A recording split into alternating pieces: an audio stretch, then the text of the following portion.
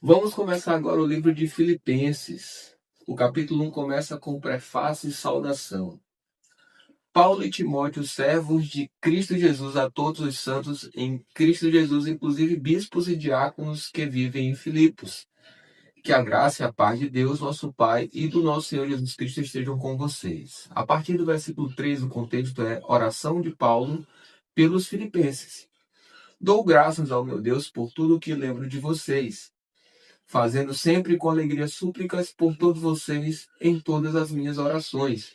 Dou graças pela maneira como vocês têm participado na proclamação do Evangelho desde o primeiro dia até agora. Estou certo de que aquele que começou boa obra em vocês há de completá-la até o dia de Cristo Jesus.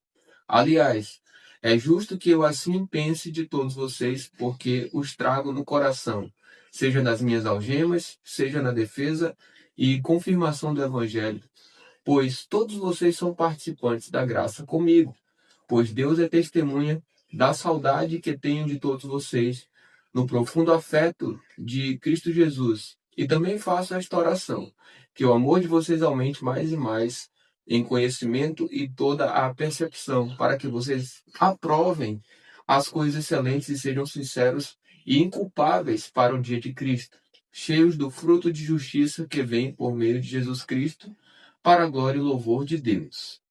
A partir do versículo 12, o contexto é a situação do apóstolo e o progresso do evangelho. Quero ainda, irmãos, que saibam que as coisas que me aconteceram têm até contribuído para o progresso do evangelho, de maneira que toda a guarda pretoriana e todos os demais sabem que estou preso por causa de Cristo. E os irmãos, em sua maioria estimulados no Senhor por minhas algemas, ousam falar a palavra com mais coragem. É verdade que alguns proclamam Cristo por inveja e rivalidade, mas outros o fazem de boa vontade. Estes o fazem por amor, sabendo que estou incumbido da defesa do Evangelho. Aqueles, porém, pregam Cristo por interesse pessoal, não de forma sincera, pensando que assim podem aumentar meu sofrimento na prisão. Mas que importa, uma vez que, de uma forma ou de outra, Cristo está sendo pregado, seja com fingimento, seja com sinceridade. Também com isto me alegro, sim, sempre me alegrei, porque estou certo de que, pela súplica de vocês e com a ajuda do Espírito de Jesus Cristo, isso resultará em minha libertação. Minha ardente expectativa e esperança é que em nada serei envergonhado, mas que, com toda a ousadia, como sempre, também agora, Cristo será engrandecido no meu corpo, quer pela vida, quer pela morte. Porque para mim o viver é Cristo e o morrer é lucro. Entretanto, se eu continuar vivendo, poderei ainda fazer algum trabalho frutífero. Assim, não sei o que devo escolher. Estou cercado pelos dois lados, tendo o desejo de partir e estar com Cristo, o que é incomparavelmente melhor.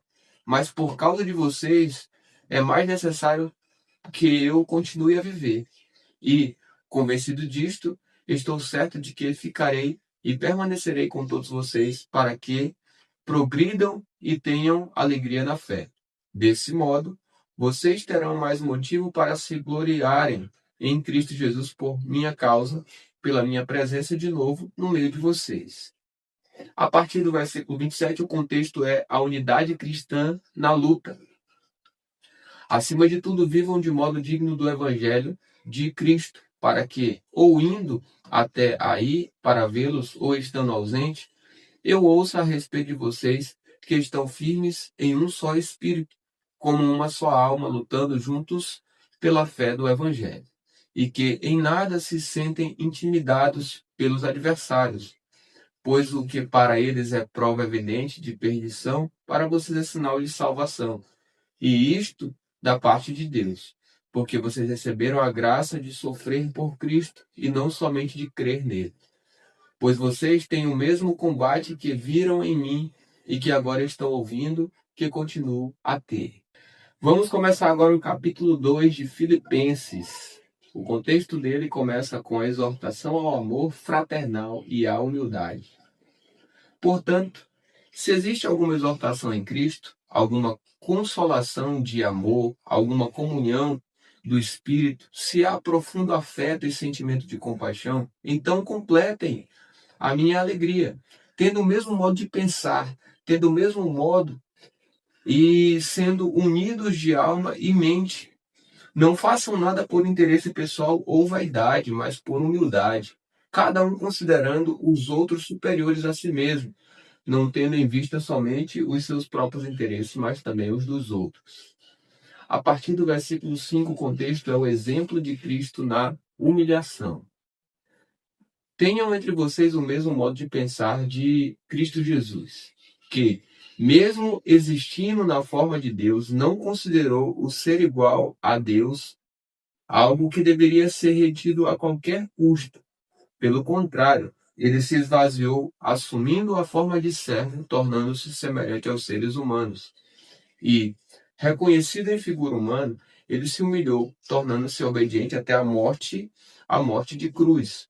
Por isso, também Deus o exaltou sobremaneira e lhe deu o nome que está acima de todo nome, para que ao nome de Jesus se dobre todo o joelho nos céus, na terra e debaixo da terra. E toda língua confesse que Cristo Jesus é o Senhor, para a glória de Deus Pai. A partir do versículo 12, o contexto é o desenvolvimento da salvação. Assim, meus amados, como vocês sempre obedeceram, não só na minha presença, porém muito mais agora na minha ausência, desenvolvam a sua salvação com temor e tremor, porque Deus é quem efetua em vocês tanto querer como realizar segundo a sua boa vontade. Façam tudo sem murmurações nem discussões, para que sejam irrepreensíveis e puros, filhos de Deus inculpáveis no meio de uma geração pervertida e corrupta, na qual vocês brilham como luzeiros no mundo, preservando a palavra da vida. Assim, no dia de Cristo, poderei me gloriar de que não corri em vão, nem me esforcei inutilmente. Entretanto, mesmo que eu seja oferecido como libação sobre o sacrifício e serviço da fé que vocês têm, fico contente e me alegro com todos vocês. Assim, também vocês, pela mesma razão, fiquem contentes e se alegrem comigo. A partir do versículo 19, o contexto é Paulo e seus companheiros Timóteo e Epafrodito. Espero no Senhor Jesus enviar-vos Timóteo o mais breve possível, a fim de que eu me sinta animado também ao receber notícias de vocês, porque não tenho ninguém com esse mesmo sentimento e que se preocupe tão sinceramente por vocês. Todos os outros buscam os seus próprios interesses e não os de Jesus Cristo.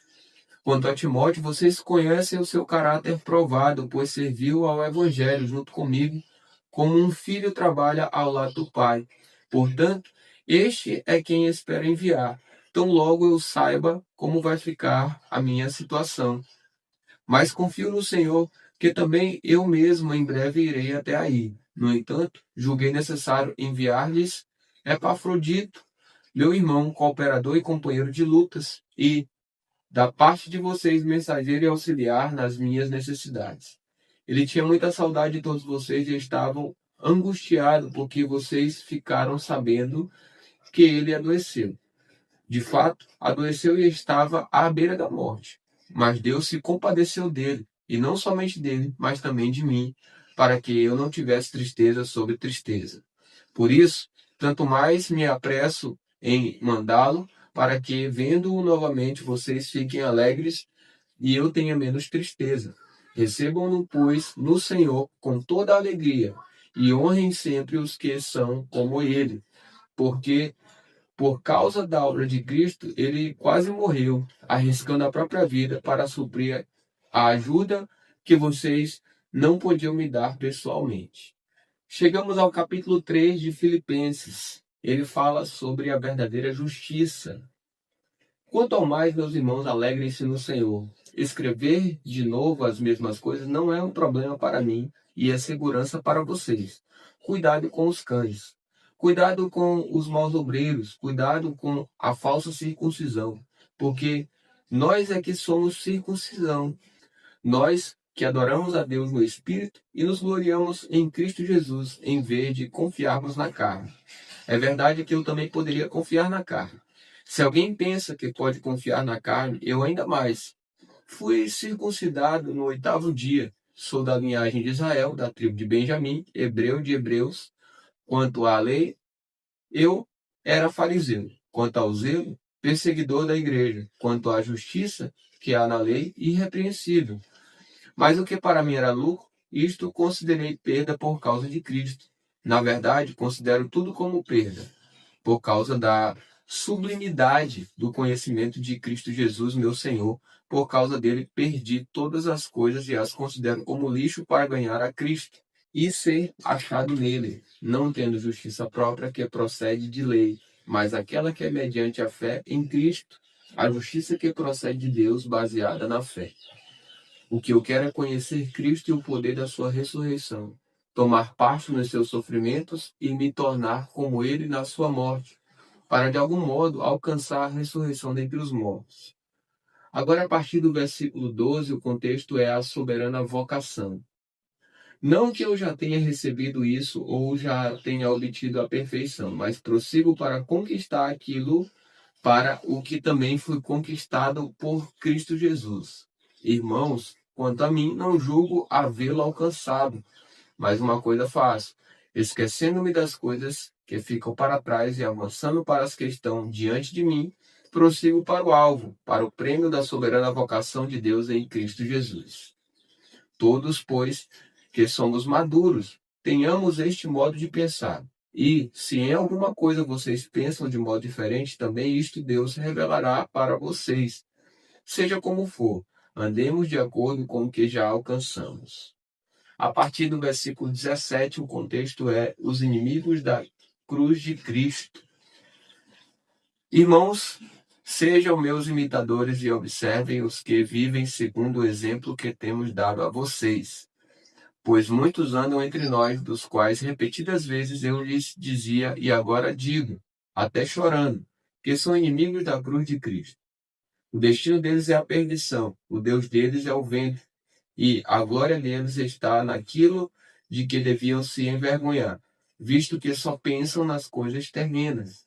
Pois a nossa pátria está nos céus, de onde também aguardamos o Senhor Jesus Cristo, o qual transformará o nosso corpo de humilhação para ser igual ao corpo da sua glória, segundo a eficácia do poder que ele tem de até subordinar a si todas as coisas. Chegamos ao último capítulo do livro de Filipenses, o capítulo 4. O versículo 1 começa dizendo assim: portanto, meus amados irmãos, de quem tenho muita saudade, vocês que são a minha alegria e coroa, sim, meus amados, permaneçam deste modo, firmes no Senhor. A partir do versículo 2, o contexto é o apelo de Paulo para Evódia e Sintique, regozijo e oração. Peço a Evódia e peço a Sintique que, no Senhor, tenham o mesmo modo de pensar.